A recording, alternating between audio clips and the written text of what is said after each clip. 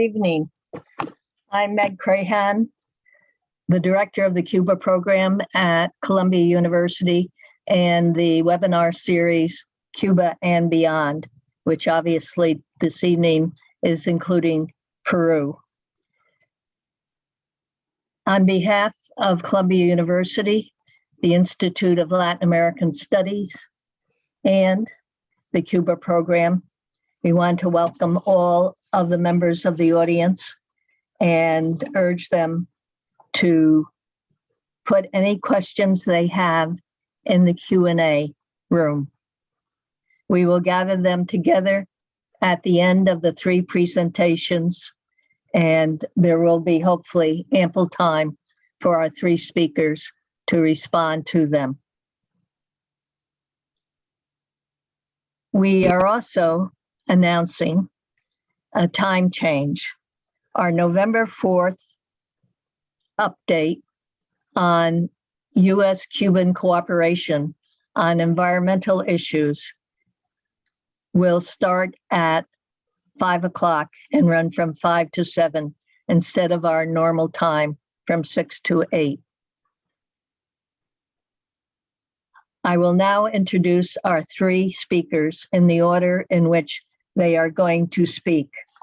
Our first speaker will be Cynthia McClintock, who is a professor of political science and international affairs at George Washington University. She holds a bachelor's degree from Harvard and her PhD from Massachusetts Institute of Technology. She has published a great deal, but for our discussion this evening, perhaps her most important work is her book on the implications for democracy of runoff versus plurality rules in Latin America, particularly in terms of elections of presidents. She has a number of other books, including the United States and Peru Cooperation at a Cost. Following Professor McClintock, we will hear from Jo Marie Burt, who is an associate professor of political science and Latin American studies at the Schar School of Policy and Government at George Mason University in Virginia. She has a very interesting book entitled Silencing Civil Society: Political Violence and the Authoritarian State in Peru, as well as several other books that she co-authored and co-edited, relating primarily to politics in Peru as well as in the Andes more generally. She has become a well-known witness in court cases concerning truth and reconciliation, as well as human rights abuses. And she is a senior fellow at the Washington Office on Latin America, which is well known for its work on human rights. Our third speaker will be Martha Pro Santana, who is joining us from Lima, Peru. She is the directora del Centro para el Desarrollo Urbano y Rural in Peru. She has worked for over 28 years, primarily on the organization and the setting up of programs that monitor the socioeconomic status of women and children. Martha will be speaking in Spanish. At the end of the three presentations, there will be time for questions. Any questions you have concerning any of the three presentations, please put them in your chat room. We will gather them up and send them to the respective speaker.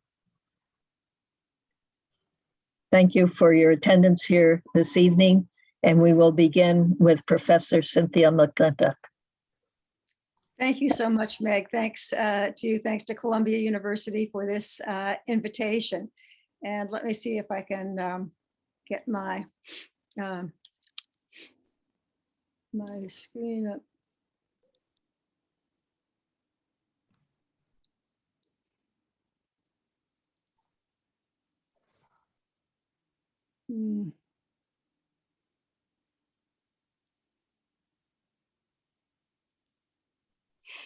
Hmm.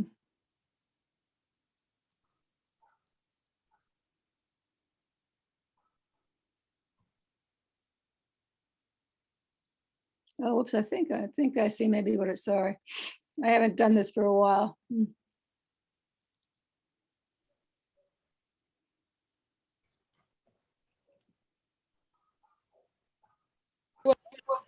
There should be a green button where you can, at the bottom, it should say share screen. Yeah, that's what I'm hitting. But and then I'm going to desktop, allow Zoom to share my screen, then go to share. Open system preference as well. Let's see. Cynthia, Mhm. why don't you summarize? Yeah, okay, great. Sorry, I would have liked to have done that. I hadn't had, I haven't had that problem before. These different computers, these different things. I am known as an optimist about Peru, and up until a couple of weeks ago, I would have had to have been a pessimist. But I'm feeling in a much better about the future prospects after the Castillo's naming of a new cabinet. So I entitled this presentation, Peru Back from the Precipice, with a question mark, because it's been a really, really difficult 2-3 years in Peru. The first two slides were about Peru's successes from 2000 to 2016. I think that's a really important context to keep in mind. Again, this is where Cynthia McClintock as the optimist comes in. Essentially, from 2000 to 2016, regular elections, free and fair elections, legitimate elections, tremendous advances with media openness, a fact that just it seems absolutely amazing in the United States is that an investigative journalist, Gustavo Gorriti, was named the 6th most powerful person in the country. This is a very fervent, very committed, very active journalist, and to have that kind of power, I think it's a testimony to the openness of the media in a lot of in Peru. Also, economic success from 2000 to 2016, Peru's economic growth rate was the best in all of South America, second best in Latin America after Panama. Its Gini coefficient, poverty rate, both were improving, like 3rd or 4th most in Latin America. So there was a lot of growth, but with inclusion during that period, 2000 to 2016. But then 2016, we begin to head into problems. First, the election is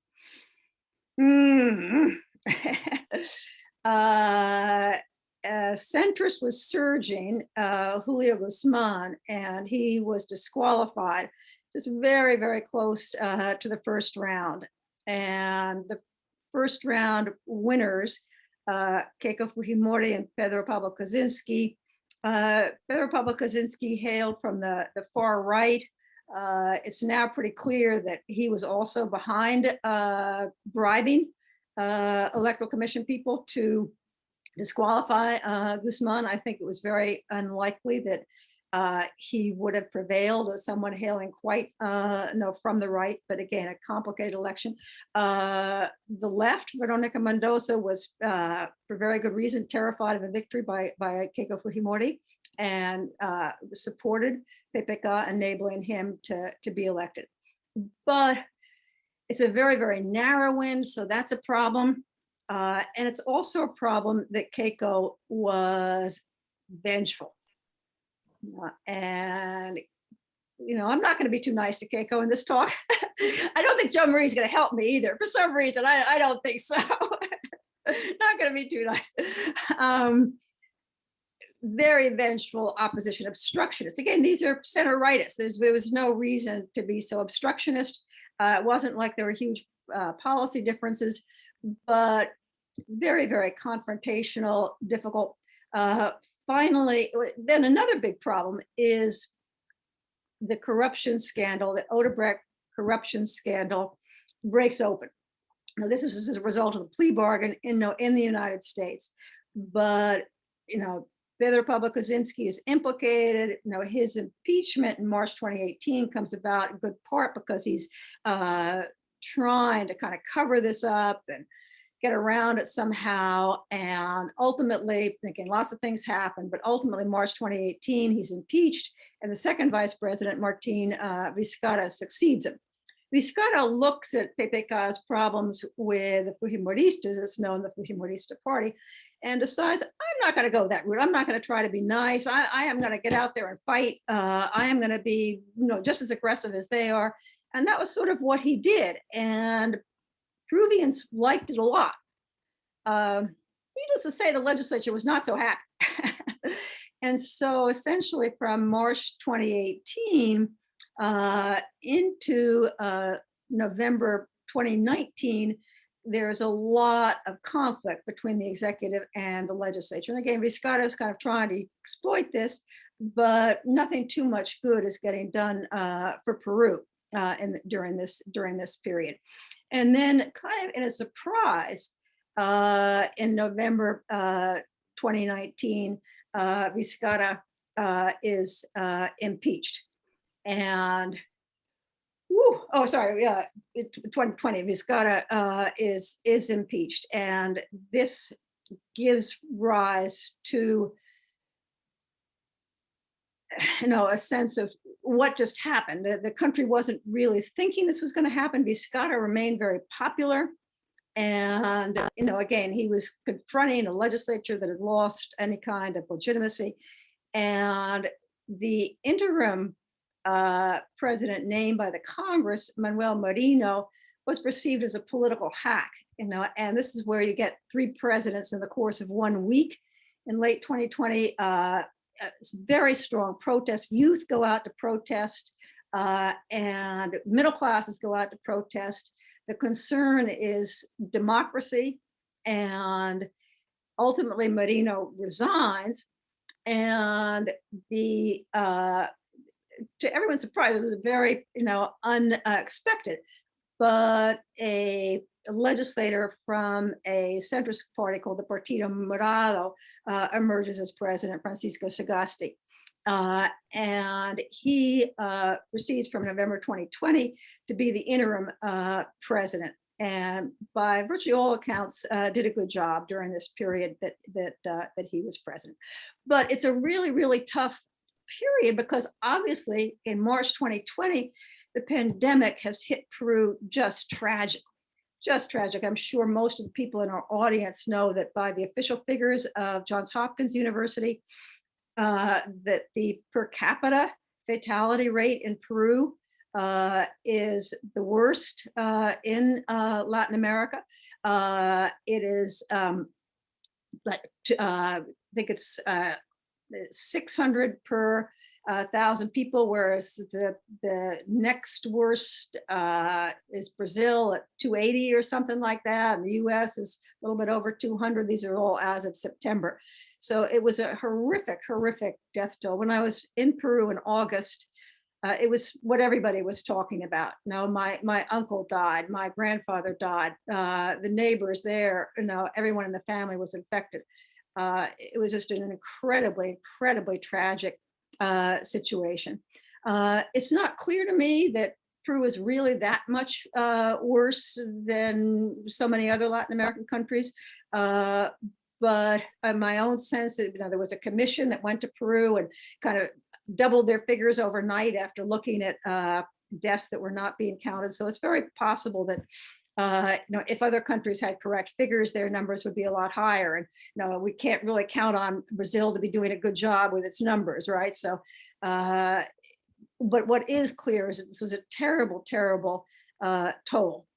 And so we go into the 2021 elections in a very difficult situation. There's storm clouds everywhere. People are, they're distracted by the pandemic. The big concern is the pandemic.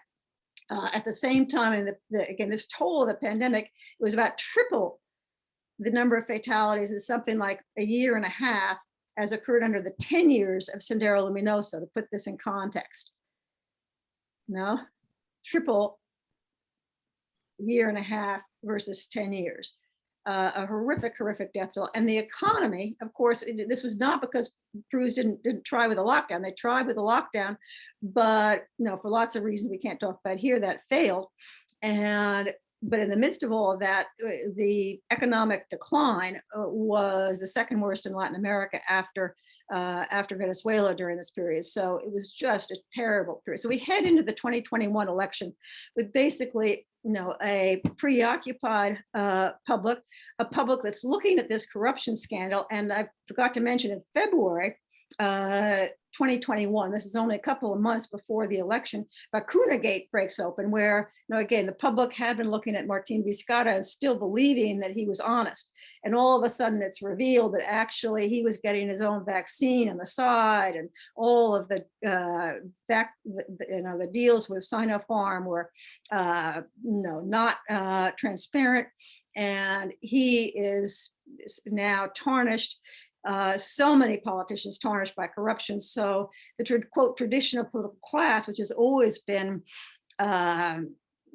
looked at askance, in Peru, people looking towards outsiders. This is magnified many times over as we head into 2021. So it's a very, very difficult election. And I spoke with some people when I was in Peru in August who said, well, really, they should have postponed it. The only candidate who actually got out to campaign was Castillo. A couple of the candidates got COVID, delaying their campaign. So the candidates couldn't campaign. The pollsters, who in Peru generally do a poor job, did an absolutely terrible job. Obviously, they were not getting out to the countryside at all. So the pollsters totally failed to see the support for Castillo until it was a couple of days before the election, which might well have altered the outcome. So the pollsters couldn't poll, and people couldn't talk to each other. And sometimes I think this was the most important. I mean, other elections, it wasn't that in 2021 in the first round, there was suddenly a lot more candidates than usual. Peru was notorious for 16 candidates, 18 candidates, 20 candidates in the first round. But usually people can talk and say, okay, no, this is a good guy. Let's go for him. We'll come around together around him. And that didn't happen because people couldn't talk with each other. So there's a wonderful slide, which unfortunately I can't say, show that it's a cartoon of, on the left, the 19% of the vote in the first round for Castillo, the 13% of the vote for Keiko. Keiko's on the right, Castillo's on the left, and in the middle is this statue. We don't care any about this, and 40% abstention, or let's not do this, or we don't like it. No answer, right? So this was not a good first round. There's something, obviously, Meg referred to my book about runoff. Runoff is supposed to help with this problem. And I think runoff did provide, ultimately a legitimacy for Castillo that he would not that it's a great legitimacy, but it's more than if he'd only won that 19% in the first round. So it did help in that respect. But on the other hand, obviously, Castillo was at the far left. Keiko Fujimori, a tremendous but between 2016 and 2021, her support, her approval has plummeted, because of the evidence of corruption that Gustavo Gorditi in particular was able to muster. And so her support had really decimated, during that period. So these were two candidates who were far, in my view, from the Condorcet winner. In other words, they were far from the candidate who, if they were paired with every other candidate, would have won. But the problem was that kind of all the candidates you could place more or less at the center divided the vote among them. So if you added up all the sort of more or less 9 of the 18 sort of centrist candidates, they would have gotten 40%, which is more than the left or the right, but it was all splintered. So runoff, no election rule can really solve a problem if you've got these 18 candidates all fragmented vote. Who might have been the Condorcet winner? I think possibly Johnny Lescano, the Acción Popular candidate, who finished fifth,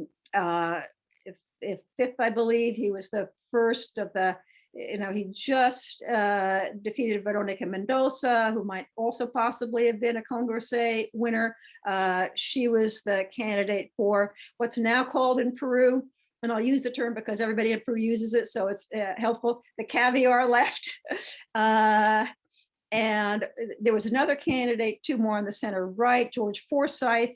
Both Forsyth and Lozano had led the polls at one time or another, but both had different problems that I won't go into here. But I think that would have paled if they had been against Castillo or Fujimori, in a runoff. Ditto Veronica. But I might leave it to Joe Marie to talk a little bit more about the differences between the quote caviar left and Castillo, or perhaps not. But in any case, Castillo was the plurality winner with 19%, and Keiko with about 13%.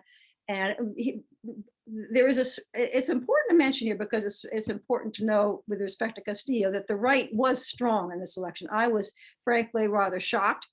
A candidate who everybody in Peru calls Porky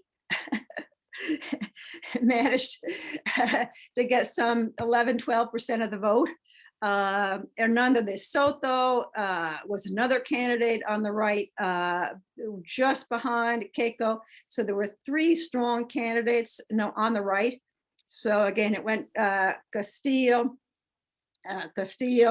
Keiko, de Soto, Porky before we get to Lozano. So, there is some 1/3 or so of the vote in the Congress that has a pretty far right there. So we need to keep that in mind in terms of Castillo's governance. This is not sort of a lot of centrists that he's dealing with. But in any case, a runoff is held between Keiko and Castillo, and it becomes very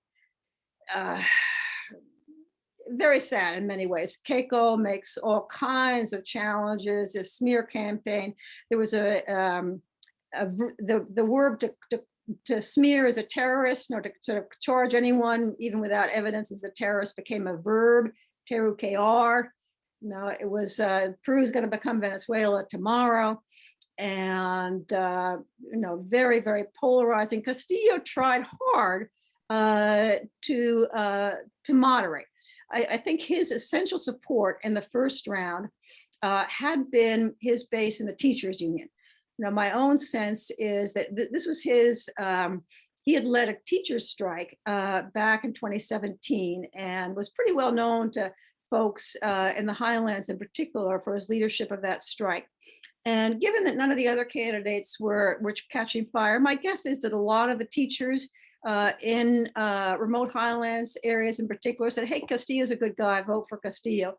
And that this helped him a lot with base in indigenous communities. Know that teachers are respected folks. And if the teacher says, hey, vote for Castillo, and you don't have another candidate you're going to like, that helped.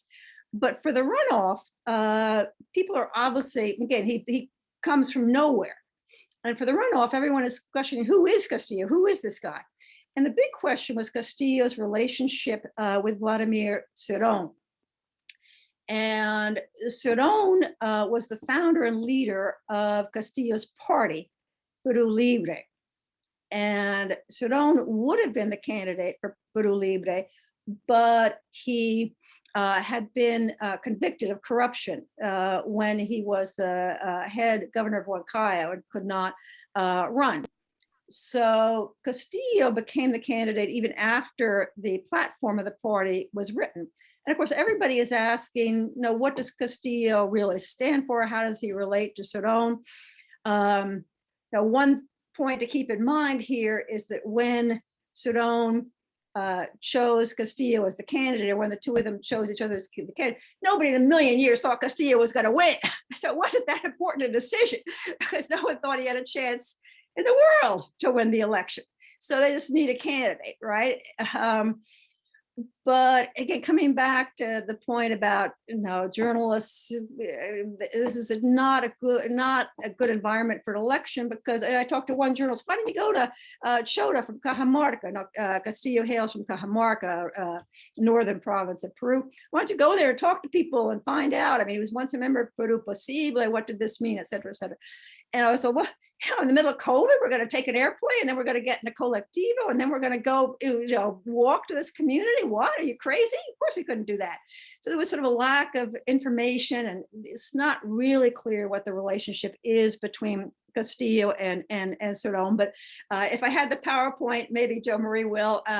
Castillo, he would like to be on his Palomino horse, and he had the symbol of the pencil. And the more of the ethnic overtones of Keiko's campaign alienated voters in the highlands, the more I think Peruvian said, hey, Castillo is our guy.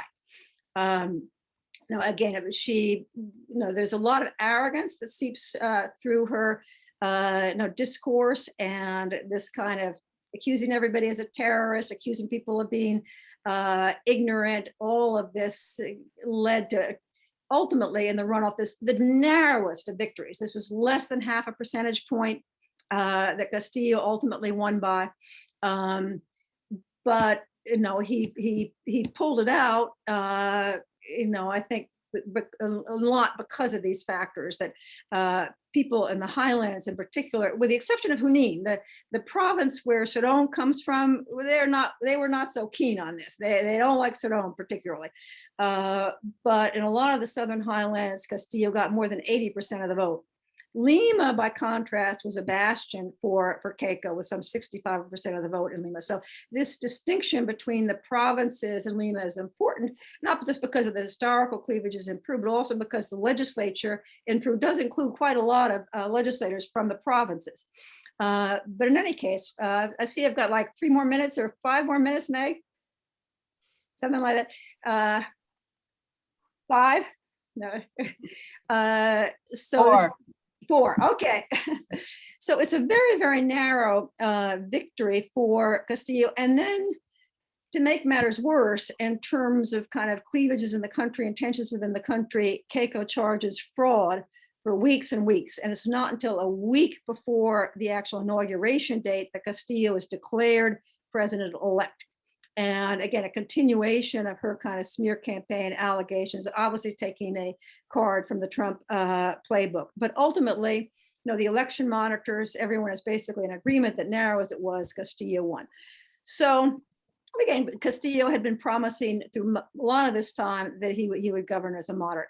But he has about a week to name his first cabinet. And when he's inaugurated, he names a cabinet that really worries a lot of people, including me. Guido Bellido, who was the first prime minister, a pretty far left Peru Libre, congressperson, pretty close to Cerrón. So, and then just, there were the foreign minister, this was while I was there, Hector Behar, making pronouncements that, I was amazed, frankly, that the U.S. Embassy kind of kept its cool amidst many of the things that were being, said, at the time.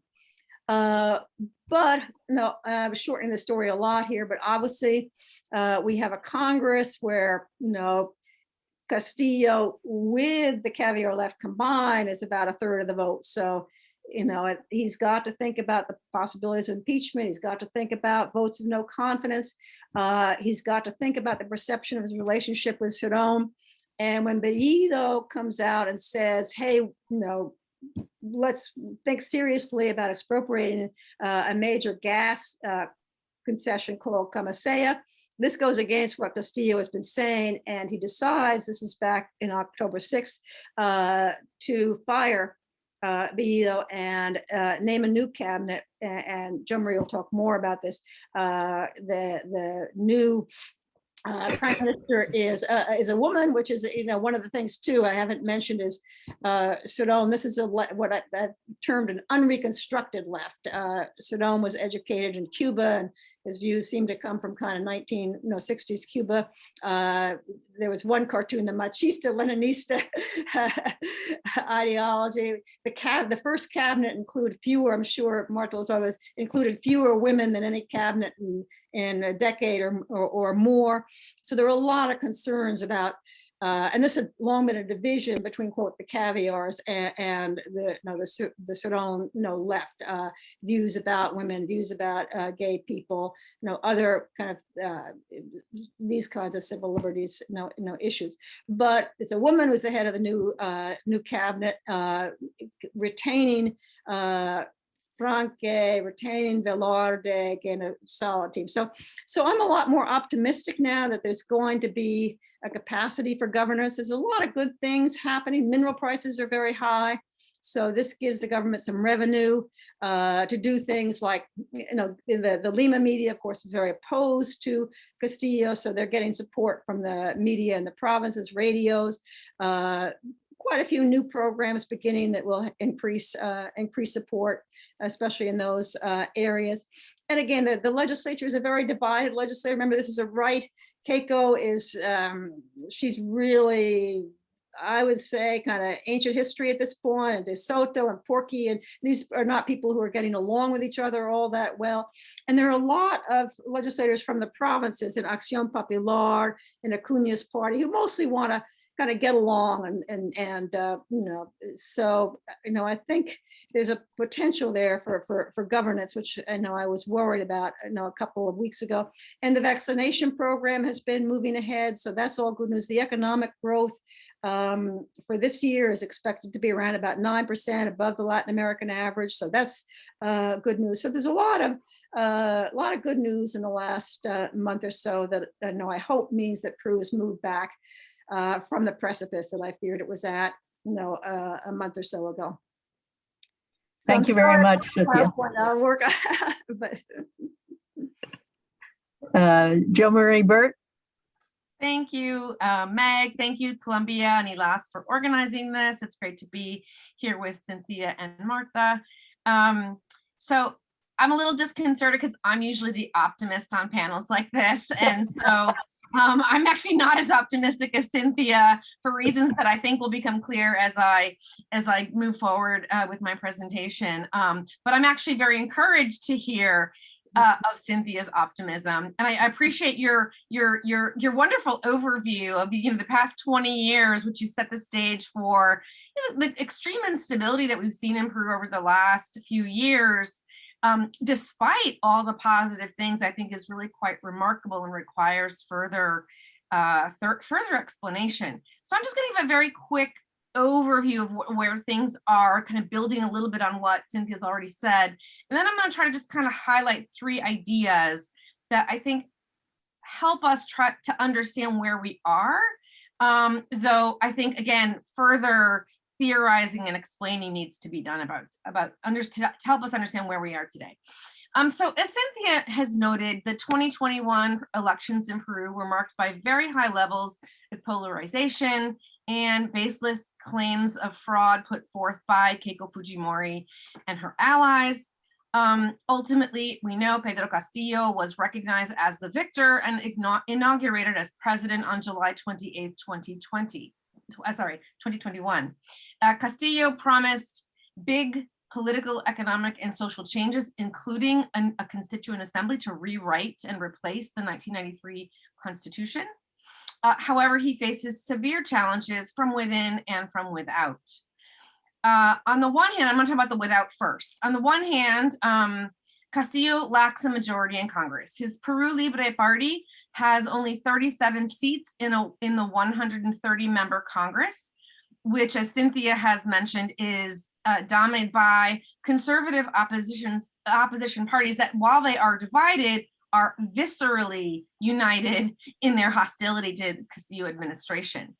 And I think it's important to keep in mind how precarious this is in a country in which presidents can be impeached essentially without cause because of the extremely vague wording of the 1993 Constitution, as demonstrated just a year ago when President Vizcarra was removed from office, which Cynthia has already referred to. And I'm going to come back to this idea because a new law was just passed that upsets a bit this bizarre balance of power in Peru, tilting things in favor of the Congress and against the president, which makes this even more complicated.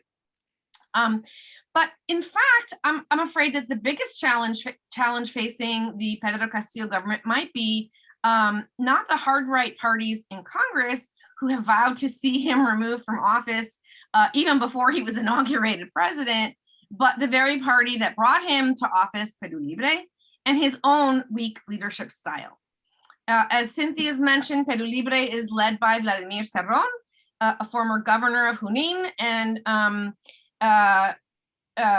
who was convicted of corruption a few years ago, which, as Cynthia mentioned, made it impossible for him to run as presidential candidate himself in 2021, and led him to invite Castillo to run on the Peru Libre ticket. Again, as Cynthia said, not because he supported Castillo or even believed he would win the presidency, but as a way to raise the profile of the party and presumably his own chances for a future presidential bid. Since Castillo's inauguration, the last 100 days or so, Cerrón has acted as if he is the true power behind the throne, imposing members of the cabinet, trying to assert his leadership over a series of policy issues, mostly from his Twitter account, even as Castillo has shied away from exercising his own power as the elected president in Peru. And this tension came to a head earlier this month, as Cynthia's noted, when Castillo announced a shakeup of his cabinet, removing, most importantly, Prime Minister Guido Bellido, who was a Cerrón loyalist, and replacing him with Mirta Vázquez of the more moderate Frente Amplio. I have a great deal of confidence in Mirta Vázquez. I know her personally. She was a lawyer, a human rights lawyer, working in Cajamarca, which is where President Castillo is from. She worked with the NGO Grufides, which was founded by Marco Arana, and who later founded Frente Amplio, of which Mirta Vázquez is a member. She's well known for her defense of environmental rights and indigenous people's rights. She led, huge cases against powerful mining companies, including Newmont, in the north of Peru. And as sort of an accidental Speaker of Congress last year, she was elected into Congress in that snap election in 2000. She became a member of Congress and quite accidentally became interim Speaker in November of 2020, and proved to be quite an effective leader. So I think that Mirta Vázquez, as the head of the cabinet, does offer some real hope. However, Cerrón immediately vilified her as Cynthia mentioned, the caviar left, a term that the far right in Peru uses to denigrate the progressive left. It's very jarring, in my opinion, to hear someone from the left pejoratively refer to someone else from a more moderate left, but the left nonetheless, with that term in a negative way. And he said that Peru Libre would not give its vote of confidence to her cabinet because it represented a shift to the center right. So we have a problem here in terms of how Peru Libre is dealing with this shifting. The Cerrón loyalist Bellido is removed, replaced by someone that Cerrón views as, in fact, I think he openly called her he referred to two members of the cabinet who are members of Peru Libre, Betsy Chavez and Dina Boluarte, who's also the vice president, as traitors for remaining in Castillo's cabinet. It's very jarring to hear Cerrón talking about the president and the president's cabinet of his own party in these terms. And so it's like there's like a little civil war happening amongst Peru Libre and the people supporting Castillo, and it's unclear to me if this is going to be papered over and they're all going to kiss and make up, or if it's going to explode. There's talk about Castillo's follower, the Peru Libre faction in Congress. They have 37 members of Congress, and about half are allied with Castillo, and about half are allied with Cerrón. Castillo needs these guys. He only has 37 members of in Congress to begin with, and there's a real the right-wing parties in Congress have been talking about removing him, impeaching him from the get-go. They currently don't have the numbers, but if Cerrón really does somehow decide that it's in his interest to move to the opposition and remove Castillo in his fantasy that he would then be replacing him. I don't know where this is going to lead the country.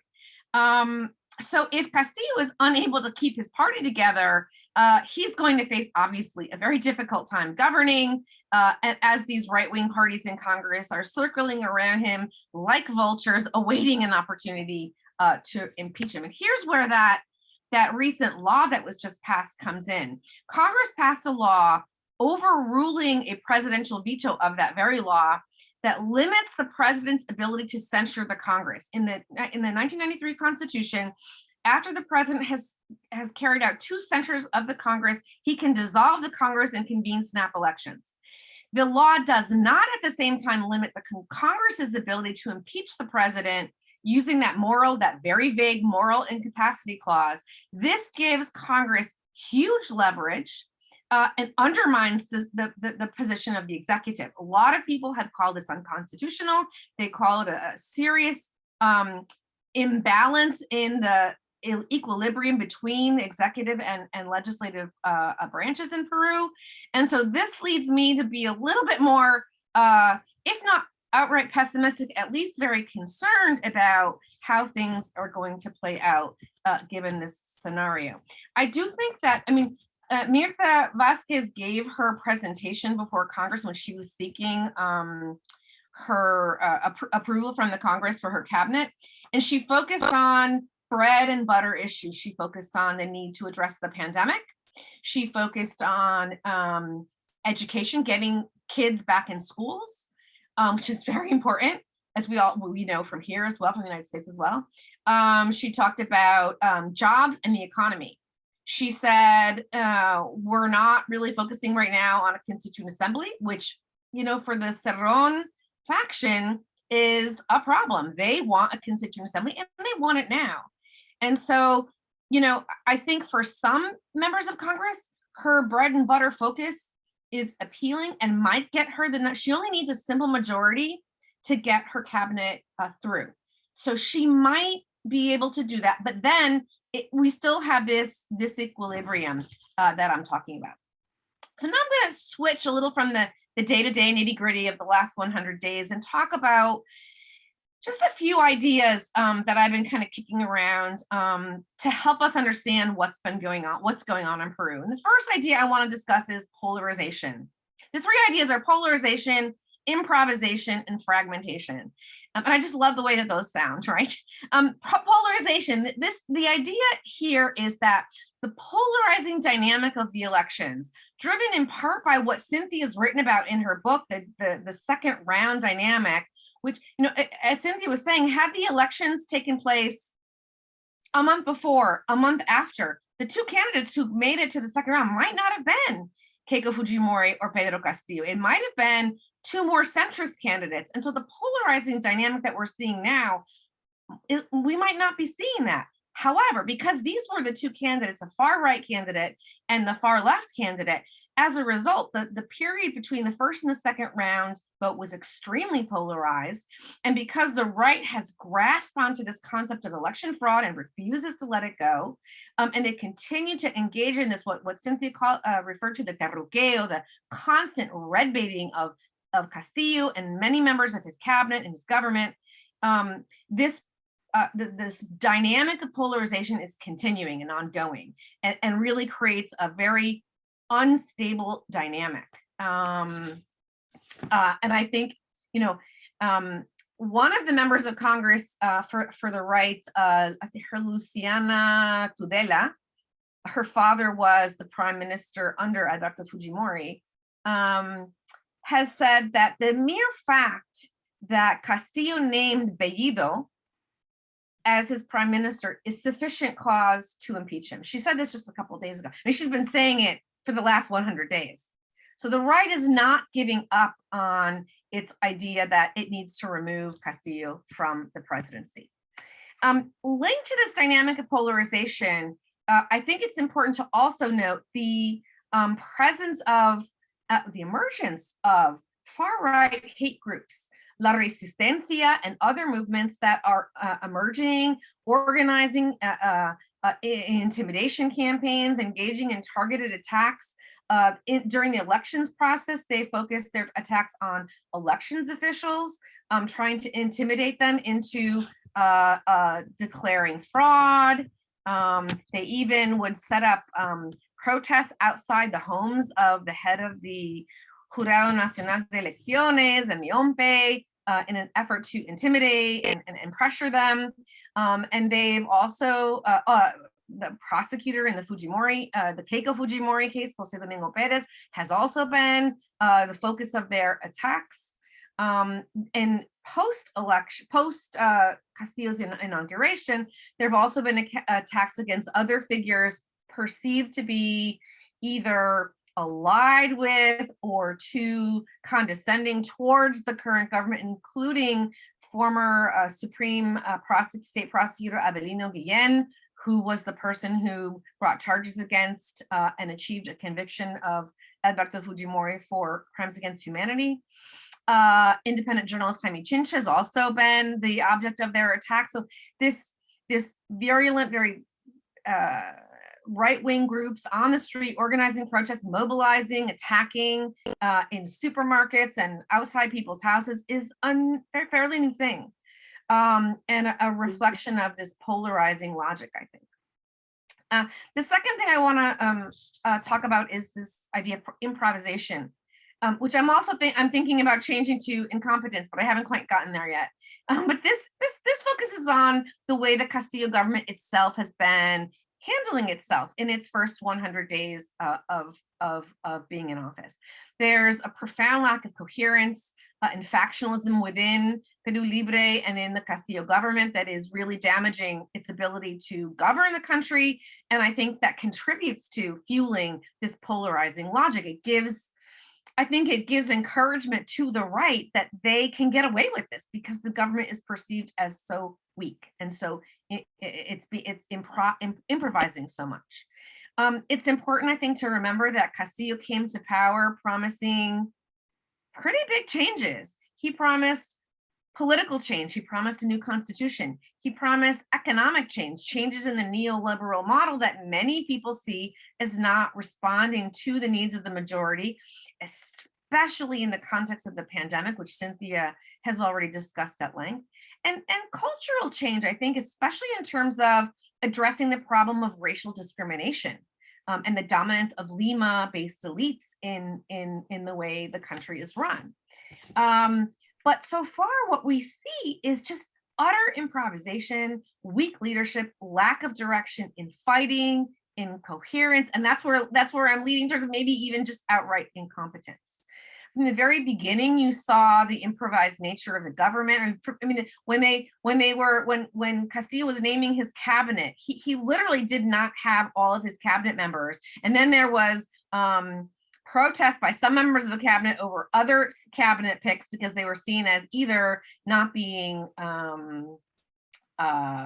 qualified for the job or being, in the case of Bellido, literally being openly homophobic and misogynistic. So there was a great deal of turmoil in just the first couple of days of his presidency.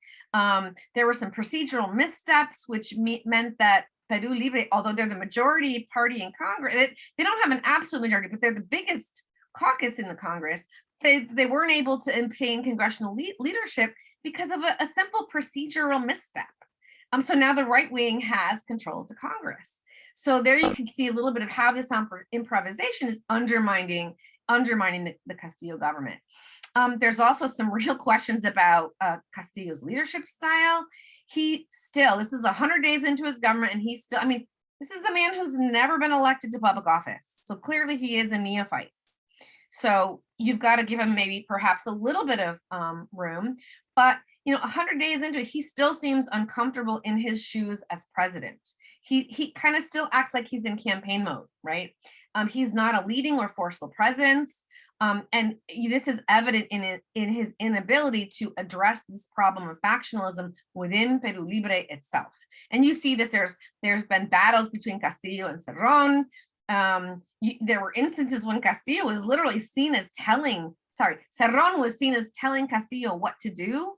And Castillo just sort of taking it. which I think undermined his credibility. There are many instances in which Castillo was in direct conflict with his prime minister, Bellido, again, a Cerrón loyalist. And those choques, those clashes came to a crescendo in September.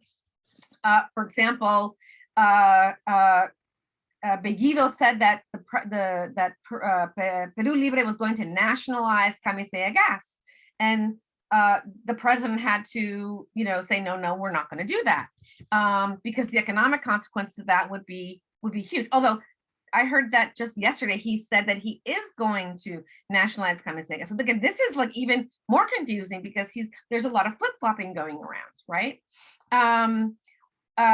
Bellido said that when the Congress was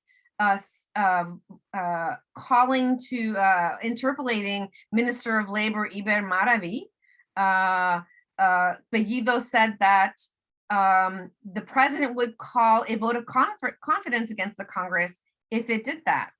And Castillo said, no, I'm not going to do that. So there's this kind of back and forth between Castillo and Bellido. Oh, and then there was these WhatsApp messages that were released showing that, Bellido was, texting other members of Peru Libre, literally undermining all these different positions of the Castillo administration. So it was no surprise when in early October, Castillo announces this shakeup of the cabinet, removing Bellido and 6 others, and really distancing himself from Peru Libre. So, and again, as I mentioned earlier, this earned the immediate wrath of Cerrón, and he literally said, this is ridiculous. Peru Libre deserved its quota of power. And many people noted the great cynicism that turn of phrase entailed. It's not that Cerrón and Castillo differ all that much in terms of their orientation and in terms of policy making, in terms of things they wanted. There's perhaps degrees of emphasis, but it's really about quotas of power, not about policies and the direction of this government. So I find that to be very disconcerting and something that Castillo has not proven terribly adept at addressing. And so that has me worried. The last idea I want to just briefly mention in my few minutes left is fragmentation. There is extreme political fragmentation in Peru, both in terms of political identities and in the political party system. This was seen in the 2021 elections. There were 18 political candidates. Despite that fact, most Peruvians were preferring to vote for nobody rather than any one of those 18 candidates. And as Cynthia noted, the 2 top winning candidates, neither of them pulled over 20% in the first round election. In a recent IEP poll, half of the country could not name a leader of the opposition, which is kind of stunning, right? It's very stunning to me. So I think that you see this extreme fragmentation also in the Congress, right? There are 10 political parties represented right now in the Peruvian Congress. If Peru Libre splits, as people are talking about, that will be 11. And so you have, it's currently sort of evenly divided amongst the far left, the far right, and then these parties in the middle, not so much because they're centrist parties, but because they're not really ideological, they're more pragmatic, and they're they're willing to negotiate their votes in exchange for favors. And sometimes those favors might lead to corrupt dealings, I think. And a lot of those folks, a lot of those parties are the same parties that voted to remove Vizcarra and backed the Merino government. So that also has me a little bit worried. I don't really have time to get into the detail about those different parties and how this is playing out in the Congress, but I'd be happy to elaborate further in Q&A. Let me just close by saying that I think that Peru, there's a sensation in Peru that the political and economic model that has governed Peru since the 1990s is exhausted. It doesn't work. The political system is one of the things, perhaps the main thing, driving political polarization, and that has led to this systematic cycles of instability and fragmentation. And this is resulting in the inability to build consensus for governance. And so my fear is that rather than Castillo being able to, to get this cabinet to really move forward and stabilize the situation, I think it's possible that we might continue to see ongoing cycles of changeover, instability, and perhaps another attempt to remove the president of Peru. And I think, again, COVID's not over. People are still getting sick. Hospitals are still very much overflowing in Peru. And so in terms of sort of what this means for everyday Peruvians, the result of this is terrible. The result of this polarization, this fragmentation, this hyper ideological red baiting that the right continues to use as a way to keep itself relevant is really troubling. Neither Cynthia or I really mentioned the problem of the media in our presentations, but in like the 1 second I have left, I think it's important to note that the media, though Cynthia's point about an open and very vibrant media ecosystem in Peru in general terms, in this election, what we saw was mainstream media literally joining the right-wing bandwagon and not really, I mean, it was as if all the open source television stations in Peru were Fox News, and there was no balance whatsoever. Luckily in Peru, there are a lot of digital media engaging in very good investigative journalism, and that has allowed for there to be, I think, information flowing through to Peruvians in general, but the mainstream media has been essentially co-opted. And I don't know, it's not like in the 90s when the Fujimori government literally paid the media to do their bidding. Now they're doing their bidding because there's a confluence of interest between the right-wing elites that own the mainstream media and the Keiko Fujimoris of Peru. And I'll end there, and thank you for this very kind invitation to be with you tonight. Thank you, Jo Marie. We'll now move to Martha Pro Santana, who will speak in Spanish, and she will focus on the impact of the developments in Peru have had on women. Martha Pro. Ok, gracias. Buenas tardes. Quien les habla, soy la directora del Centro para el Desarrollo Urbano y Rural.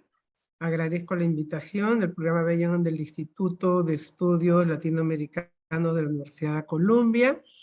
El Centro para el Desarrollo Urbano y Rural se formó en el 96, en 1996, y mi participación en este evento es porque quiero dar a conocer nuestra experiencia local acá en Perú, sobre todo en los distritos que venimos trabajando, como es Villa El Salvador, como es Pachacamá, Manchay, Lurín, sobre todo cómo esto ha afectado, porque nosotros estamos muy abocadas, siempre ha sido de que se inició, ha sido el trabajo dirigido desde un enfoque de género y desde el tema de los derechos humanos, ¿no?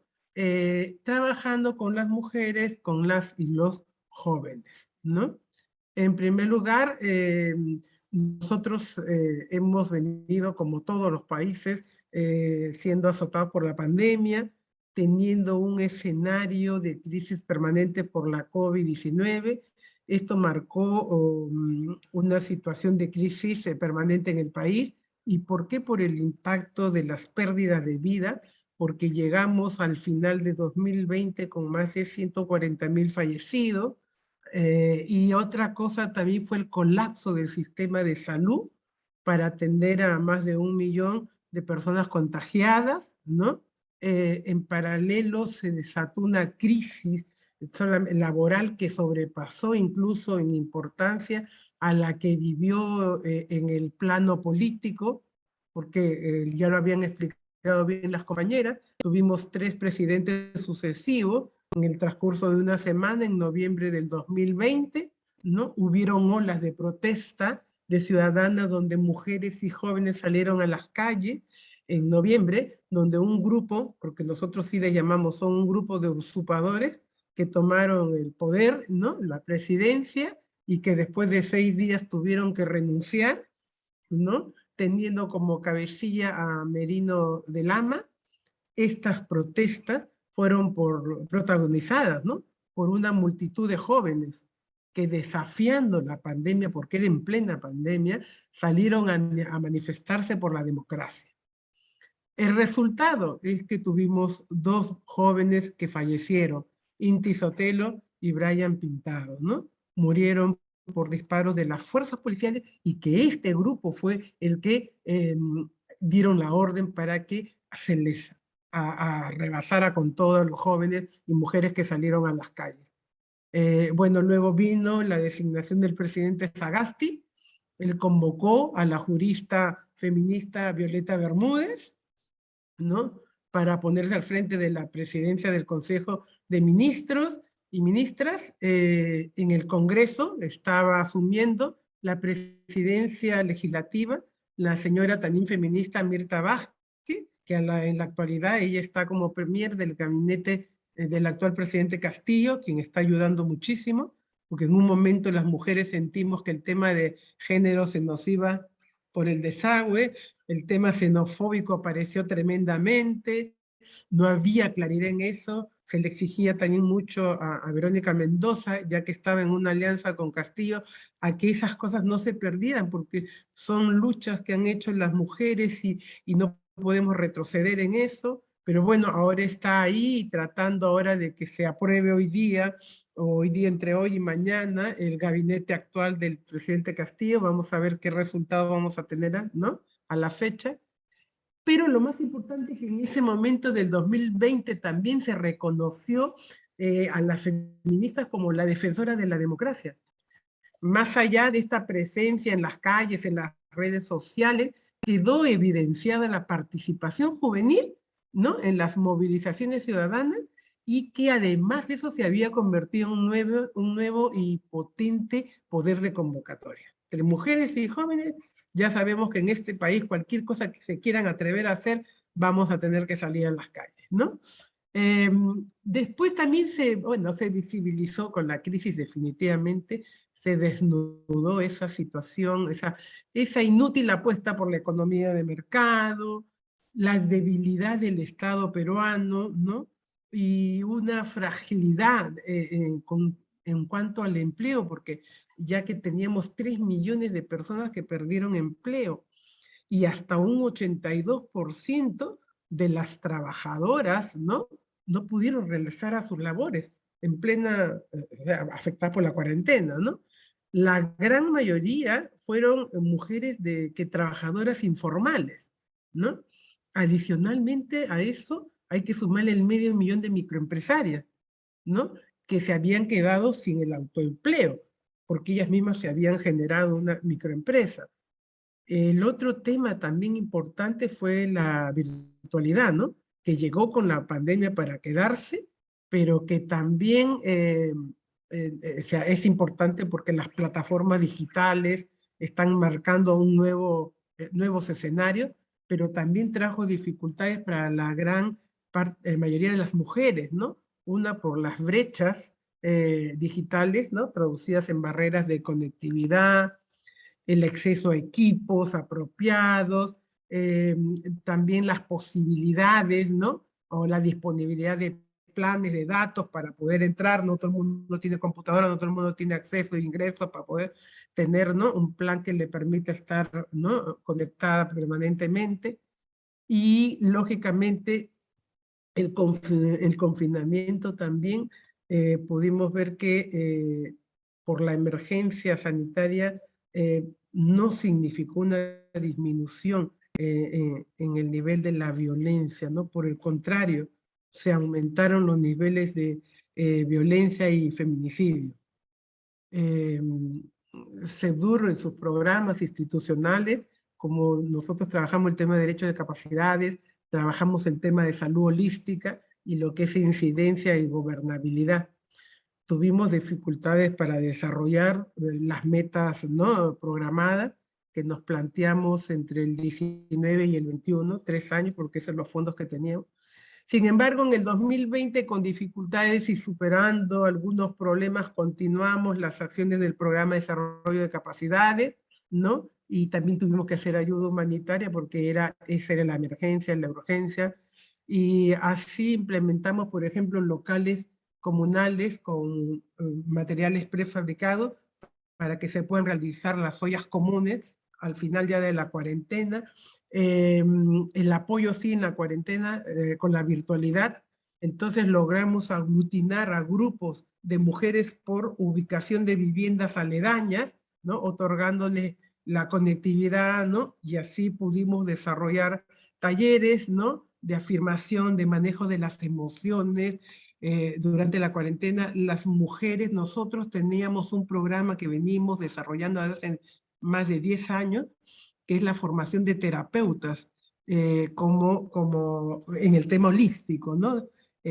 Estas mujeres formadas como terapeutas por CEBDUR en la Escuela de Artes de Terapia Holística, desarrollan también programas que tienen que ver con toda la parte emocional, ¿no? Y psíquica de las mujeres. Así nos permitió en estas zonas donde trabajamos, porque hay en cada uno de estos distritos, tanto en Villa El Salvador, en Lurín, en Pachacamá, Manchay, ¿no? Grupos de mujeres formadas por la escuela para atender los casos de estrés, de depresión, ¿no? Tanto las víctimas de violencia y de abandono, porque en la cuarentena muchos hombres ya no llegaron a los hogares y se desatendieron de las mujeres, y otros fueron que dentro del hogar hacían violencia, y cuando terminó la cuarentena se mandaron mudar y se quedaron las mujeres como jefas de hogar, ¿no? Entonces, atender a estas mujeres víctimas de violencia a través de terapia, con acupuntura, con reiki, con ejercicios de qigong para la respiración, ¿no? Para el control también de las emociones. Había que tratar mucho porque hay muchas cosas que se juntaron, ¿no? Talleres en salud sexual reproductiva, ¿no? Tratamos de dar, sí, en nutrición, para una alimentación más sana que contribuye a elevar un poco el sistema inmunológico, pero además con bajo costo. Uno de los logros interesantes que vimos fue que nosotros teníamos un programa años anteriores de implementación de huertos familiares en cada una de estas zonas, y eso ayudó muchísimo porque nosotros logramos, ¿no? A través de las organizaciones de la DRF y de este grupo de mujeres formadas, que a las mujeres les pudiéramos alcanzar canastas con productos alimenticios, pero también que complementara esto de los huertos, ¿no? Entonces eso fue una cosa interesante de además de seguir impulsando, ¿no? También para tener la autoalimentación, que en estos momentos de crisis fue crucial, y que en algunos grupos que nosotros ya habíamos trabajado les ayudó muchísimo, ¿no? Entonces, también ubicamos que los niveles de violencia que se dieron también fue por el hacinamiento del espacio familiar. Ese es uno de los temas, porque las casas muy pequeñas, muy precarias, con mucha familia adentro, ¿no? Porque vive la abuela, la tía, la hermana, los hijos, el marido, etcétera, etcétera, ¿no? La desprotección también por la desactivación de los servicios públicos de atención a la violencia, ese era otro tema. Se desactivaron también algunos centros de emergencia de mujer, o sea, eso era también a dónde, reclaman a dónde, y se sumó en la de los servicios de las fuerzas policiales, porque si alguien te pegaba, tú ibas a la comisaría, no venía policía, no te atendía. ¿Por qué? Porque estaban más concentrados en el cumplimiento de el aislamiento social y los toques de queda que teníamos, ¿no? Entonces, lo más grave es que muchas mujeres perdieron la vida, se evidenciaron algo que ya se había señalado y veníamos trabajando hace tiempo, que en la mayoría de los casos de violencia contra las mujeres, el agresor tiene vínculos con la víctima y a veces se ubica en el hogar, ¿no? Muchas veces en el ámbito familiar. Entonces, durante estos 100 días de cuarentena se registraron, por ejemplo, en los distritos que yo les he mencionado, 12 feminicidios, ¿no? Entonces, en estos, eso es, así es fuerte, ¿no? Y también en todo el año, según el registro, en base al ámbito familiar, las publicaciones de ONGs, ¿no? Y los que lleva Flora Tristán y Manuela Ramos, hubieron 138 feminicidios, cerca de 400 agresiones sexuales a niñas, desaparecieron como 500 mujeres, porque hay un tema de trata también tremendo, ¿no? Y lo único que funcionaba era la línea 100, que hubieran 40.000 llamadas durante el tema nada más de pandemia. Y sin embargo, eso pues desbordó y no se podía dar una asesoría ni una atención desde el Ministerio de la Mujer, ¿no? Entonces, bueno, ahí nosotros pues nos planteamos definitivamente en esta experiencia comenzar a actuar lo más rápido posible, ¿no? En cuanto a que, por un lado, trabajar el tema mental de las mujeres, ¿no? Afirmándolas, ¿no? Y el otro era el tema urgente, que era de tratar de desarrollar todo lo que se pueda a nivel de ayuda humanitaria, ¿no? El tema, por ejemplo, de nosotros llevar las canastas, llevar kits de limpieza, ¿no? Porque era urgente, ¿no? Los kits de limpieza, las canastas familiares, y la implementación de estos espacios para que las ollas comunes funcionen y eso pueda ser una ayuda entre ellas, ya que no se generaban ingresos, ¿no? El otro tema también era el tema de atención de salud a las gestantes, ¿no? En salud reproductiva. ¿Por qué? Porque las gestantes no se atendían adecuadamente y además muchas tuvieron a la hora de dar a luz problemas, complicaciones, porque estaban más concentrados en la pandemia y no se abastecían también para la atención de las gestantes, ¿no? Entonces hubo también una deficiente distribución de los métodos anticonceptivos, la píldora del día siguiente. Por ejemplo, los kits de emergencia, el MINSA reportó haber entregado 970 entre enero y noviembre, frente a los 11.000 que se demandaban, ¿no? Entonces, en estos distritos, ¿no? Donde que les mencionaba como Villa El Salvador, Pachacamama, Anchay, Lurín, hemos tenido mucha dificultad nosotros para poder trabajar y apoyar con estos grupos de mujeres, pero tratamos de organizarlas, ¿no? En la medida posible en los barrios, por hogares aledaños, a trabajar con las lideresas vecinales, con las organizaciones locales ahí, ¿no? Por barrio, por manzana, y con esto de las promotoras de salud y las promotoras formadas por CEPDUR, tratar de llegar lo más que se pueda también con los fondos que se tenían, ¿no? De lo que se trata es de darles una atención, nosotros nos decíamos, lo más integral, y sobre todo el tema de salud mental, que era muy, muy fuerte, ¿no? Y, por ejemplo, las promotoras de salud, ellas entraban a atender casos de salud mental y física, ¿no?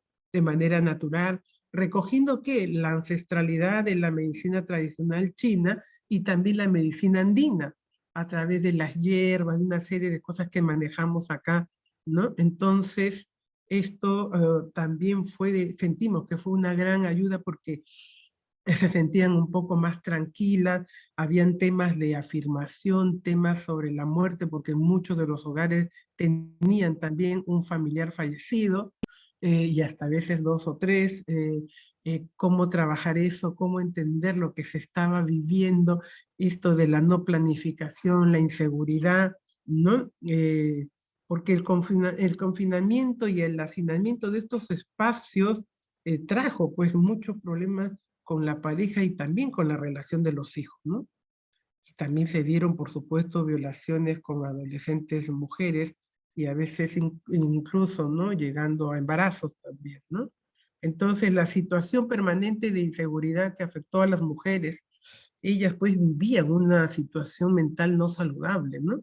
Y que no solo por la cuarentena de no salir, sino también de tener al maltratador dentro del hogar, el no poder denunciar incluso los casos de violencia debido a las escasas posibilidades de acudir a un albergue o la intervención policial, ¿no?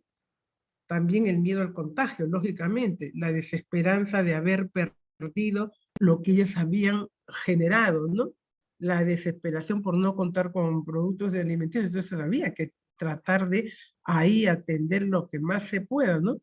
Y bueno, en ese momento el Estado, tanto Vizcarra, que era el que estaba ahí, y Sagasti, tratar de dar los bonos, ¿no? Pero que no llegaban tampoco a todos a cubrir, ¿no? Entonces, porque no había un registro, se actualizó, luego registro, sí, pero estamos hablando de grupos de hogares, pues, que son siempre, a ver, entre mínimamente 10 personas, ¿no? 12 personas. Entonces, 300 soles, 400 soles es una ayuda, pero no es, y para un mes es bastante difícil. Entonces había una desesperación en la cuarentena por salir. Mucha gente decía, prefiero morir con la pandemia, pero no morirme de hambre, ¿no? Entonces, y las mujeres pues que venían en un trabajo informal donde trabajaban el día a día y ganaban el día a día, ¿no? Entonces, las jefas de hogar, bueno, ellas al no salir no hay otro ingreso, ¿no? A veces tienen hijos pequeños, o en el tema de las que estaban conformadas y tenían conflictos con los maridos, se quedaron también solas y fueron a aumentar las filas de las jefas de hogar, ¿no?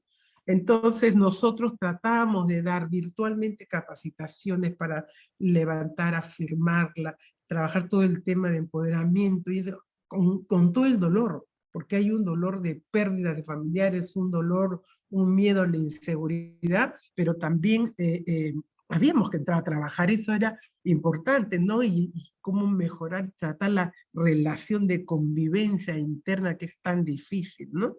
Con el marido, con los hijos, y bueno, en el caso de violencia, imagínense, ¿no? Algunos apoyos pudimos dar, pero la mayoría era pues que no atendían las comisarías, no había el servicio, ¿no? Eso era muy duro para ellas, ¿no? Entonces, a través de la virtualidad que pusimos nosotros, por lo menos los talleres ayudaban a que ellas se sientan un poco mejor, tenían 3 veces por semana las capacitaciones, y eso fue ayudando bastante también en asumir y enfrentar la pandemia, en apoyar con los kits, ¿no? Los artículos de limpieza, mascarilla, detergente, desinfectante, bidones de agua también, y en la canasta alimentaria que dábamos también productos básicos, eso, ¿no? Y para complementarlo con lo de huertos. Entonces, eso fue bastante realmente de ayuda. No somos Estado, es pequeña, pero es algo lo que se puede hacer.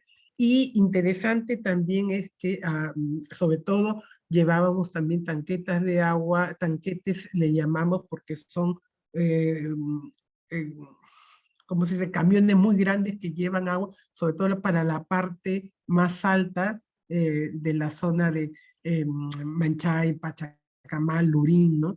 Y también en Villa, porque hay gente de muy, muy escasos que ni agua tenía. Entonces, lavado de mano, el tomar agua, o sea, a ver, si no hay agua ni para cocinar, ¿no? Entonces, tratar de ayudar ahí lo que se pudo, y también nos pusimos en coordinación a hacer alianzas con la iglesia, con otras ONGs, y tratar de hacer el gran apoyo, ¿no? De poder tratar de extender lo máximo posible. Y ahí también, bueno, actualmente seguimos dando apoyo a las mujeres en el tema emocional, psíquico y también físico, porque ya se están haciendo, ya están abriéndose algunos consultorios que tenemos en las zonas comunales para atender la parte física, por ejemplo, diabetes, todo el tema de hipertensión, dolores musculares que tienen, artritis, ¿no? Entonces, asma, ¿no? Entonces, esas cosas las atienden haciendo pues las terapias de, a ver, reflexología, de moxibustión, acupuntura, ¿no? Entonces, eso ayuda también muchísimo, ¿no? Pero bueno, la crisis también del desempleo, que hasta ahorita, por ejemplo, si bien es cierto, se está recuperando el país, y bueno, el tema político que tenemos, ¿no? De 100 días recién de Castillo, pero Castillo, ¿qué pasa, no? por un lado, porque muchas de las mujeres que nosotros trabajamos son de provincia. Entonces se sienten muy identificadas con la familia, con él, que están hablando con uno de ellos, pero también por el otro lado, ellas a veces sienten que, por ejemplo, en el tema, ¿no?, de los derechos de las mujeres, no está siendo muy ahí claro, incisivo, ¿no? No que nadie quiere perder los derechos, ¿no? Pero sí sienten que hay que apoyarlo más, hay que ver más, ¿no? Estoy hablando de las mujeres en general y algunas líderes, ¿no? Otras que están más avanzadas, bueno, sienten que es cierto, hay mucho más antifujimorismo, ¿no? En las zonas más populares, y por lo tanto ha habido más apoyo, ¿no? Sin embargo, Lima pues tampoco es el Perú, ¿no? Son las provincias y yo he tenido posibilidad de salir fuera del país y entonces estar en algunos sitios de la sierra y en el mismo Cajamarca y el apoyo a él fuera realmente en el sur de Lima, que es Arequipa, Moqueo y Tacna, hay bastante apoyo porque lo sienten suyo, porque lo sienten que no lo dejan gobernar y que lo único que hacen es ponerle cabe, ¿no? Y obstáculos. Entonces, y sin embargo, acá en Lima sí sientes que la mayoría, está con el tema de que todo lo que hace mal. Y, por ejemplo, la propuesta que han hecho de Castillo de presentar varias cosas, y ahí está el tema de género, porque ha ayudado Verónica, la misma Mirta, ¿no?, a que realmente cambien el concepto, porque con Bellido era terrible, la xenofobia y el machismo se veía, y decíamos, eso no puede ser Castillo, ¿no? Entonces a él le faltaba más entrar en el plano, en conversaciones, ¿no?, sobre el tema realmente de ese enfoque de género, ¿no? Que muchos profesores además también lo tienen como un cupo, ¿no? Entonces hay que trabajar mucho eso. Las mujeres también sienten esa necesidad de qué cosas les están vendiendo y le dicen que es el género, que van a volver a sus hijos, ¿no?, gays, y, ¿no? Y sin embargo, estamos hablando de los derechos, ¿no? Hay que entrar ahí, nosotros trabajamos mucho ese tema paralelo a todo esto. Mira, ahí está metido el tema del enfoque de género, porque hay que entender qué es, qué cosa es trabajar también la perspectiva, ¿no? Y bueno, la necesidad, por último, que nosotros recogemos en esto es que necesitamos brindar mayor servicios, especialmente a las jefas de hogares, a las organizaciones que han quedado muy golpeadas, a las promotoras locales, a las microempresarias, ¿no? Hay que apoyar en el tema de emprendimientos, eso es un papel muy importante y decisivo, sobre todo a todas las que han sido víctimas de violencia de género, y que creo que hay también todo un tema muy fuerte que en otro momento lo quisiera hablar, que es el tema de la trata, ¿no? Eso es también muy fuerte en selva y es una cosa que, y las chicas también acá, ¿no? En los conos, ¿no? Entonces, es toda una problemática muy fuerte, ¿no? La trata, pero también el tema de la venta de órganos, ¿no? Es otra de las cosas que está creciendo. Entonces, creo al menos cumplir con darles a conocer esta experiencia muy local, pero muy interesante porque también es la forma de cómo se puede llegar y atender y que el Estado también mire, ¿no? Estamos con un evento que se va a realizar y en donde desde el Ministerio de la Mujer y el Ministerio de Salud quieren recoger las experiencias un poco que las ONG han venido enfrentando en la pandemia y hasta ahora, bueno, hasta esta fecha del 2021, ¿no? Entonces creo que va a ser también muy rico alimentar eso, usar información, porque también los registros se quedaron de lado, ¿no? Entonces hay mucha cosa que registrar, ¿ok? Muchísimas gracias.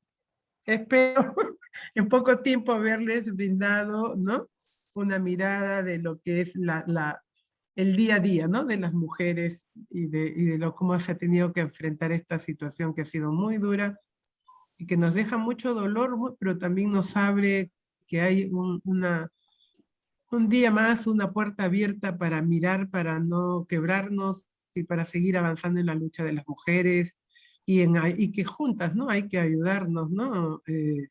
En este tema, ¿no? Desde la política, porque hay que implementar cosas de políticas, ¿no? Y bueno, en el día a día también, ¿no? Son dos cosas que tienen que ir de la mano. Muchas gracias. Gracias. Se me fue Margaret. No, no, estoy aquí, estoy mirando a las preguntas. Ah, ok. Gracias a Marta. Gracias.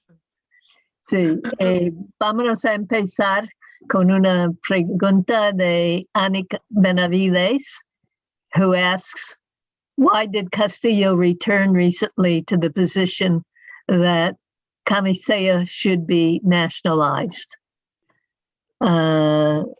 That we, both Cynthia and Jo Marie might want to respond to that. Yeah, I mean, I mentioned it, so maybe I'll take a first crack at it. I mean, the quick answer is, I don't know. Perhaps it is, I mean, I think access to inexpensive gas is something that for everyday Peruvians is a real issue. And it seems like there's a little bit of confusion there about camisea gas, which is not necessarily the same as the distribution of household gas. This is one explanation I've read.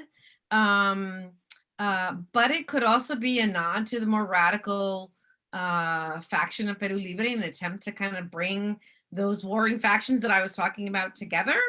But the flip-flopping, I mean, it's difficult to explain beyond that. I don't have any other insights than that. Maybe Cynthia or Marta have another thought about that. Yeah, I'm not sure I do know either. I think your point that Castillo has consistently sent mixed messages, right? There's a great deal of improvisation.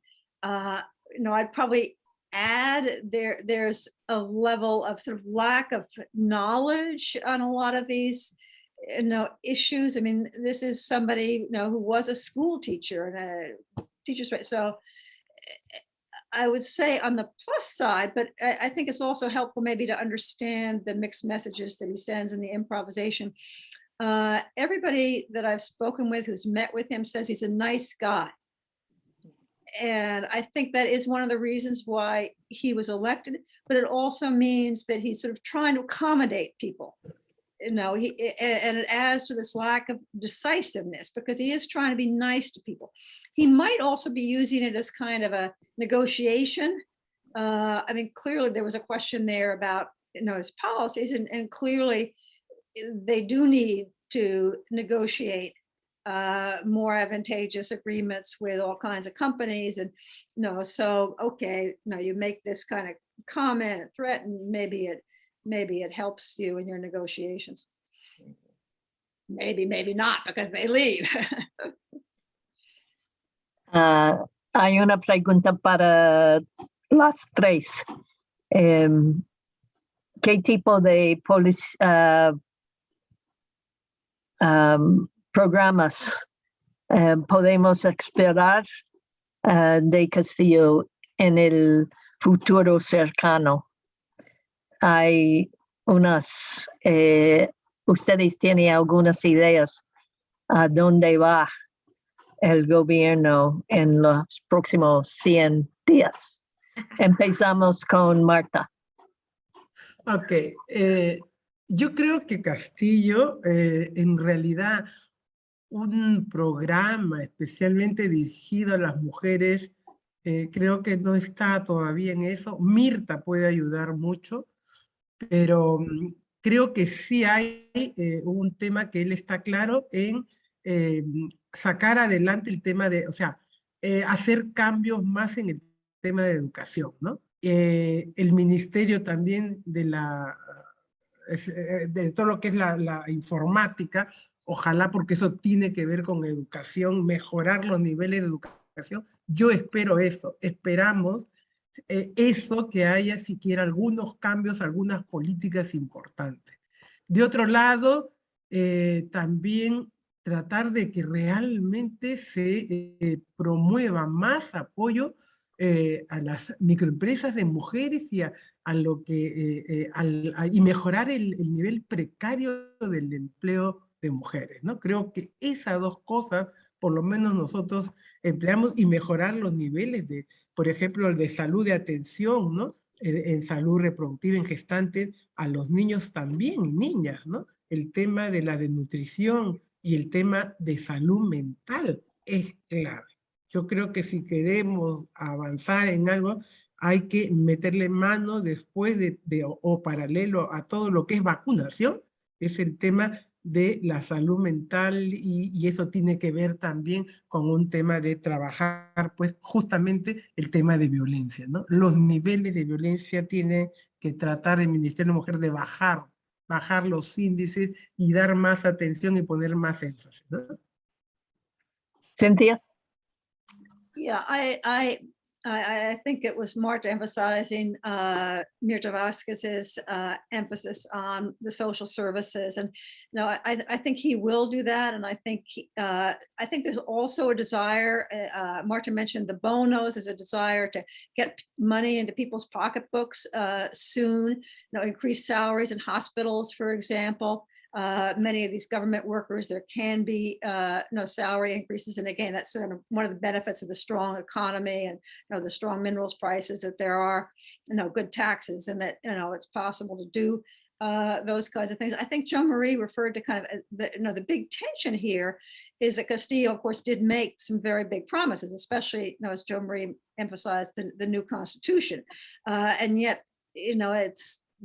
that would take a lot of work, and clearly they would like to have that happen, but it also is something that could scare the Congress. So it's a very delicate theme. I think in the next month or two, in any case, the emphasis will be on sort of trying to get the immediate kind of support services that Marta mentioned out to folks, given the current tolls of the pandemic.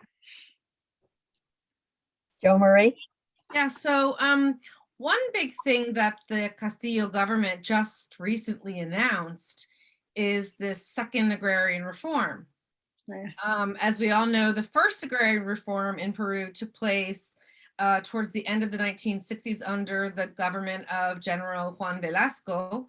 And it's considered, I think, the second most comprehensive land reform after the one in Cuba. Essentially eliminating the landowning class and turning over large land holdings to either state-run cooperatives or small peasant communities. This agrarian reform, according to what I've read about it, there will be no expropriations, so the elites don't get nervous. But there's an effort to invest, state-sponsored investment in promoting the agricultural sector, which makes a lot of sense because this is a man, first of all, he himself is from rural Peru. He identifies as a campesino, right? And I think, reaching out to his constituency, this is a very good way for him to do that by promoting food security, cooperatives, credits, and other support to the agricultural sector, which, for decades has been abandoned in Peru. So that's something, I'm not an expert on this at all, but it struck me as a very interesting, it's one of the big, in fact, I think it's probably the only big policy initiative that I've seen come out of the administration to date that I think is worth note. And I think the other thing to what I mentioned in my presentation, which is the focus that, and Martha and Cynthia both mentioned here, is the sort of bread and butter issues that Mirta Vasquez emphasized in her presentation to Congress yesterday. Dealing with COVID and the devastating failure of the health system to be able to be in a position to deal with the pandemic. Education, which is, Peru, despite all those years of economic growth that Cynthia talked about in the 2000s up until just recently, Peru's Peru's educational system is ranked one of the worst in all of Latin America.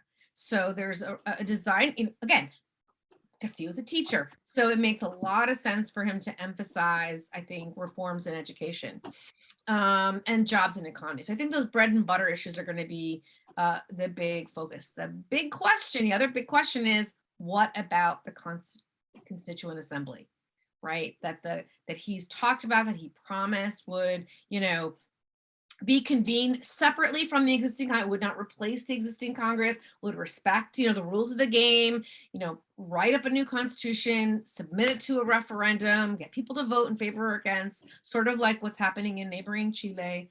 But, you know, Mirta Vázquez said, we're not really focusing on that right now. And this is obviously a source of tension within the Castillo administration. So whether, you know, I mean, I think that Peru's 1993 constitution should be replaced.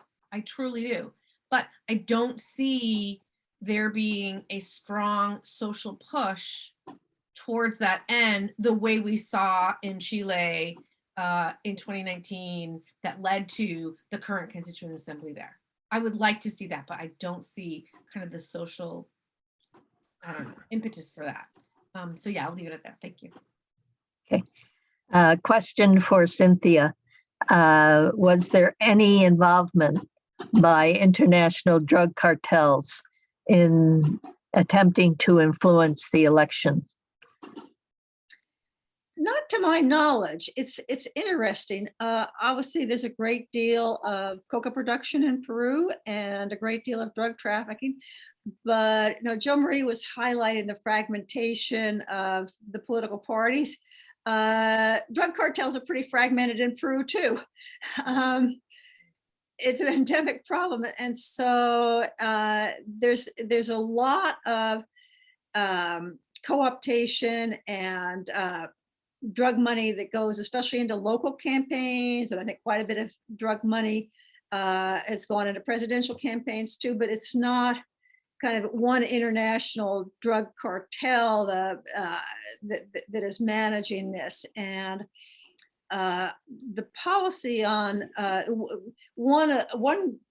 continuing the new Interior Minister is controversial, and it's in part because of his position on drug trafficking. And there were some allegations that he was close to drug traffickers, but all of this, like Joe Marie was saying, there's an awful lot of this throwing these allegations around without any foundation. And it does, I don't personally, like Joe Marie talking about the Constitution, personally I would like to see changes in Peru's drug policy, but that has not been at the forefront of the administration. I think it's sort of working around the edges to try to make it a little bit more family friendly, a little bit less draconian, but I don't see the basics really changing, or drug cartels believing that it's going to change a lot. Thank you, Cynthia. Una pregunta para las tres. ¿Cuáles son las posibilidades que el gobierno va a crear un programa para responder a COVID que va a llegar a tener un nivel de éxito que es suficiente para disminuir el crisis de salud público actual? Empezamos con Marta. Ok, bueno, lo que está tratando de hacer el gobierno es avanzar lo que más se pueda con la vacunación, porque recién estamos en un 25-30%, ¿no? Todavía nos falta mucho trabajar ese tema, ¿no?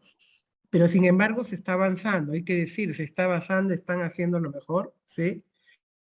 Creo que comenzar a hacer la atención primaria, eso tienen que comenzar a mover, porque es lo más importante, así también descentralizas, ¿no?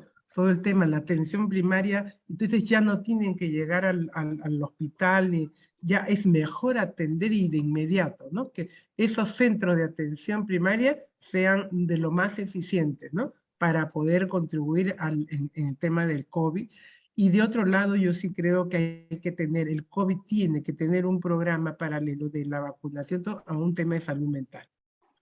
Mucho fallecido, mucha desolación, mucha muerte, mucha desesperación por alimentos, ¿no? La gente no le importaba, se juntaban, se subían al micro. Es que si tú no trabajas el día no comes, ¿no? Entonces esa es una realidad. Y para ganar, ¿qué? Siquiera 10 soles, 20 soles, que estamos hablando de 3, 4 dólares. Entonces es una situación bastante dura y fuerte, ¿no? Casos donde por salir a trabajar han traído el virus y se han muerto 2 o 3, ¿no? Entonces, y conozco montones de casos. Acá la gente se caía y se moría, o sea, es eso. Y también se morían porque el tema a veces es el hambre, la TBC y todos los problemas que hay, ¿no? Entonces, eso es muy duro. Yo creo que tiene que haber un programa en salud mental, un programa del propio COVID, de dar la atención más rápida, que creo que empieza por los centros de atención primaria, y así se actúa más rápido. Y de otro lado, también la ayuda tiene que todavía seguir avanzando en la ayuda de los bonos, en la ayuda de alimentos, en la ayuda a que se refloten también microempresas. En ese sentido les decía, generar, apoyar a la microempresa, a la señora que está vendiendo sus sándwiches. Eso es lo que tenemos que hacer para mover, ¿no? Todo el motor, todo el tema de economía, y empezar por las que más les hace falta y las que más necesitan. Entonces, creo que ahí vamos a poder comenzar a entender también cómo estamos tratando, porque eso da de una u otra manera, el generarte un ingreso te da seguridad mental y física, ¿no? Entonces, creo que por ahí yo podría aportar que serían esas 3 cosas, ¿no? Joe Marie? I don't really have that much to add. I mean, I think that the interim Sagasti government really did a good job of helping Peru turn a corner, and that Castillo smartly continued that model. But so much more still needs to be done, right? The Peru's doing a very good job of getting people vaccinated. But as Martha's pointing out, there's still so much poverty and so much, such weak access to the health system that larger structural changes need to happen. I mean, my sister-in-law got COVID a few months ago, having had her first shot because she's a nurse. And my niece was like, I am not bringing her to the hospital where she's assigned because she will die there. I mean, that's the level of desperation that people are feeling in the current context because of just the lack of access for average people to the healthcare that they need in this context. It's very dramatic. I mean, as it is in so many places. Yeah. Cynthia? Yeah, I agree with what Marta and Joe Marie have said. I think, what I would add briefly is that, like the health workers in Peru were vaccinated with Sinopharm. They were that was the first to arrive. And so whether, that's as effective, and I've worried and wondered, I'm not a scientist, I don't know this, but a lot of young people in Peru have been affected too.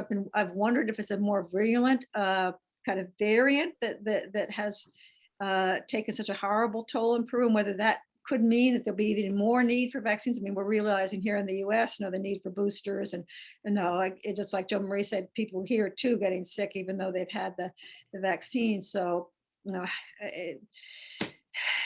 it's crucial that there be a lot of emphasis on continuing and advancing the vaccination campaign, and also, greater access to quality public health. It's absolutely priority number one, I think.